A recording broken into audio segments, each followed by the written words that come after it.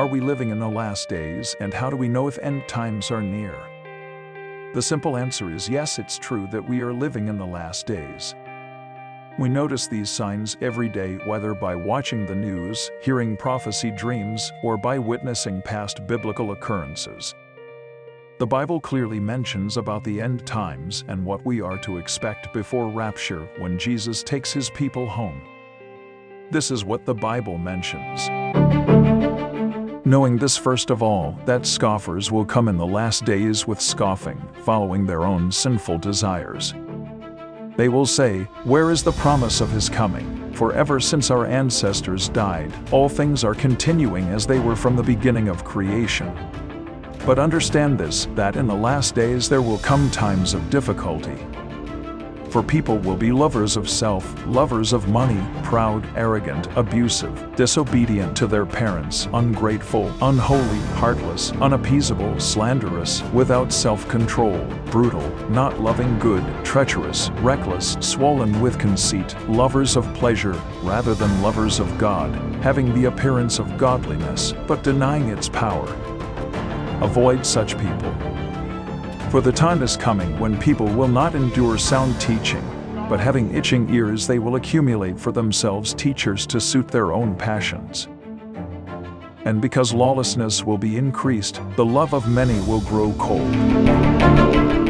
The coming of the lawless one is by the activity of Satan with all power and false signs and wonders, and with all wicked deception for those who are perishing, because they refuse to love the truth and so be saved. And you will hear of wars and rumors of wars.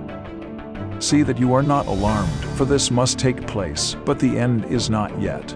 For nation will rise against nation, and kingdom against kingdom, and there shall be famines, and pestilences, and earthquakes in various places.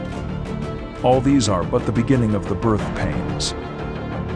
Children, it is the last hour, and as you have heard that Antichrist is coming, so now many Antichrists have come.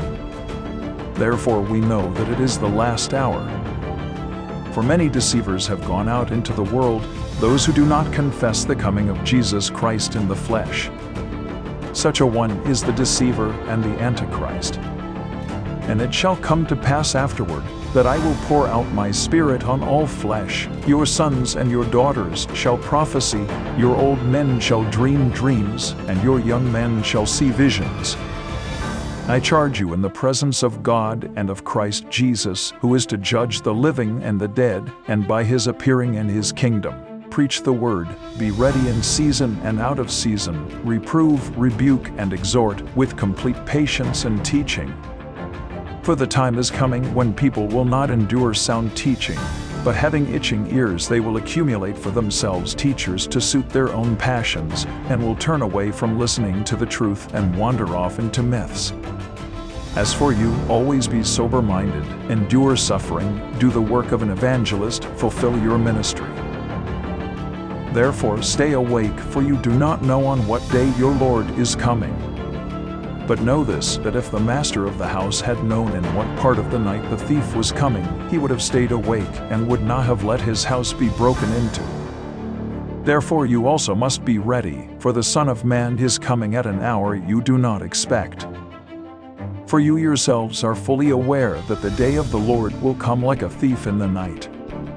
While people are saying, "There is peace and security," then sudden destruction will come upon them as labor pains come upon a pregnant woman, and they will not escape. Blessed are those whose way is blameless, who walk in the law of the Lord.